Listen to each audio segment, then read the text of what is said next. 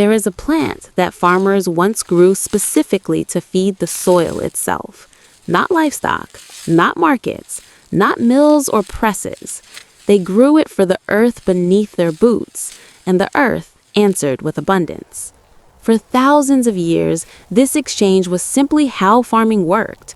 Plant to soil, soil to crop, crop to life. No chemical inputs, no machinery, no purchase orders, no invoices. Only seed, rain, and the patience to understand what was happening underground. That may have been its greatest flaw, because what cannot be sold continuously struggles to survive inside a system that depends on continuous sale. And so, within a single century, a blank against the 10 millennia this plant supported agriculture, it was removed from rotation, quietly, efficiently, without apology. In its place came bags of nitrogen, synthetic, purchased, required again the following year, and every year after that. The plant was not inferior. It was not ineffective. It was not replaced by something better. It was set aside because it worked too well on its own. This project exists for such stories, for crops that fed civilizations and then vanished from shelves, for systems that restored exhausted land and then disappeared from textbooks, for seeds that survived empires and droughts and migrations, only to be discontinued in the catalog update somewhere around 1987.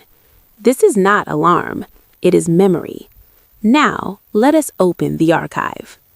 The story begins not with a farmer, but with a landscape, the eastern Mediterranean basin roughly 8,000 years ago. Valleys shaped by seasonal rivers, dark soil near water, pale and chalky on the slopes. Early farmers had already learned a hard truth. Plant the same grain repeatedly, and the soil grows tired. Yields fall. Hunger follows. Communities fracture. But in certain valleys, something different was noticed. Where a low-growing winter plant had spread across the ground, small, curled pods, dry stems in summer, the soil the following spring was darker, looser, alive in the hand. Crops planted there grew taller, stayed green longer, yielded more. No one spoke of nitrogen. They did not need to. They spoke of what worked. That plant was vetch, part of the legume family we now call cover crops. Hairy vetch, common vetch, bitter vetch, regional relatives whose ancient names have mostly dissolved. Tablets from Mesopotamia reference companion crops sown before barley.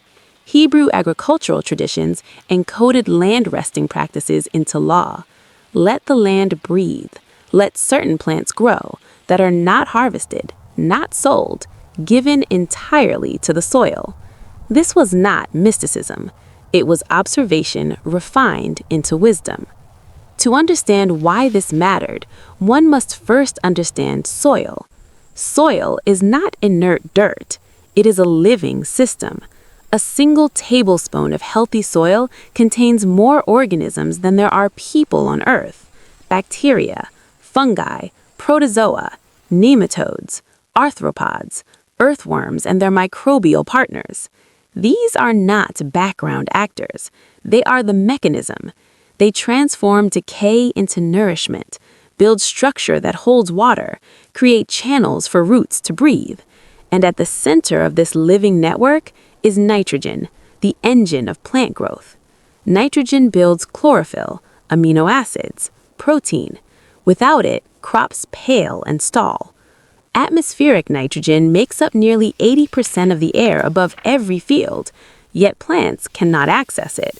The molecule is too stable, too tightly bound, unless something intervenes.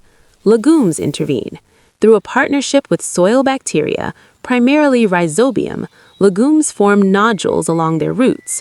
The bacteria convert atmospheric nitrogen into usable forms. The plant feeds them sugars in exchange. A trade, a biological negotiation older than agriculture itself.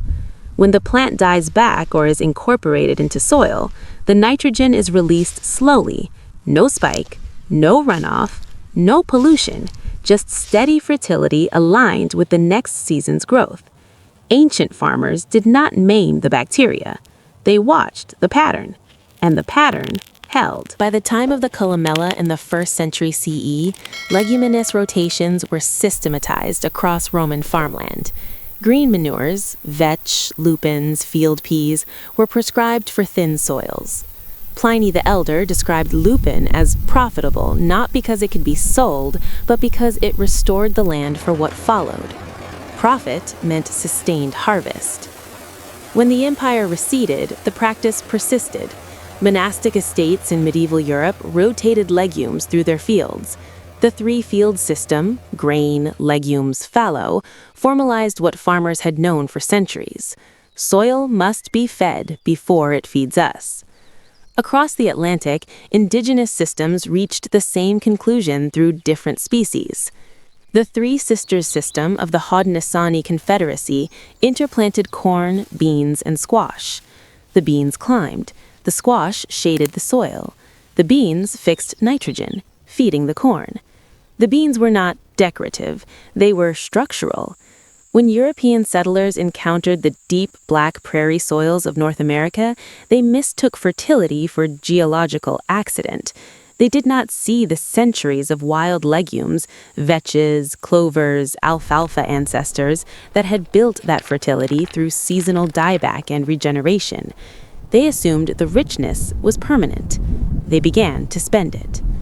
By the 19th century, scientific agriculture recognized nitrogen's central role. Justus von Liebig articulated plant nutrient theory. Yet, even as chemistry advanced, farmers continued rotating legumes. In the American South after the Civil War, cotton monoculture had exhausted the land. George Washington Carver urged farmers to plant cowpeas and other legumes to rebuild soil. For a time, many listened. Fertility returned. Land written off as dead produced again. Then came the industrial alternative. In 1909, Fritz Haber demonstrated laboratory nitrogen fixation. Carl Bosch scaled it industrially. The Haber-Bosch process transformed atmospheric nitrogen into ammonia at unprecedented volumes. After World War II, factories that once produced explosives pivoted to fertilizer. For the first time in human history, farmers could skip the leguminous season entirely and apply nitrogen from a bag. The logic was immediate. Cover crops take time. They occupy space. They generate no direct sale. They require management knowledge. Synthetic nitrogen could be spread in an afternoon. The yield response was visible. The cost recurred annually. The plant that restored fertility for free did not fit a transactional system, so it was removed from rotation. What followed was a rapid specialization.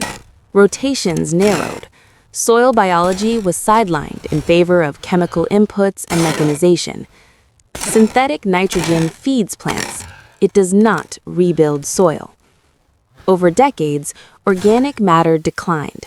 Soil carbon dropped. Structure weakened, runoff increased. Research from institutions like the Rothamsted Research and the Rodale Institute demonstrated the difference.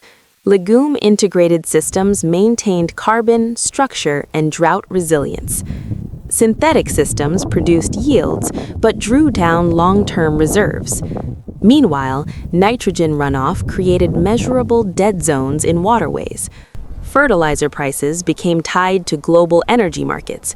Soil erosion accelerated worldwide. And yet, the biological system did not disappear. Where leguminous cover crops were reintroduced, microbial nitrogen fixation recovered quickly. The root-bacterium partnership had not dissolved. It had been waiting. In communities where synthetic inputs were unaffordable or unwanted, rotations never fully vanished. Knowledge persisted quietly. The plant itself persisted. Hairy vetch is not ornamental. It sprawls. Its flowers are small. It resembles a weed. In winter fields, while cash crops are gone, it grows slowly in cold light. Its roots host bacterial nodules even in low temperatures. It shields soil from erosion. It fixes nitrogen long before the next crop is chosen. It does not require permission. The knowledge was never entirely lost. The damage done in its absence is real: degraded soils, disrupted traditions, polluted waters. But the biological relationship remains intact.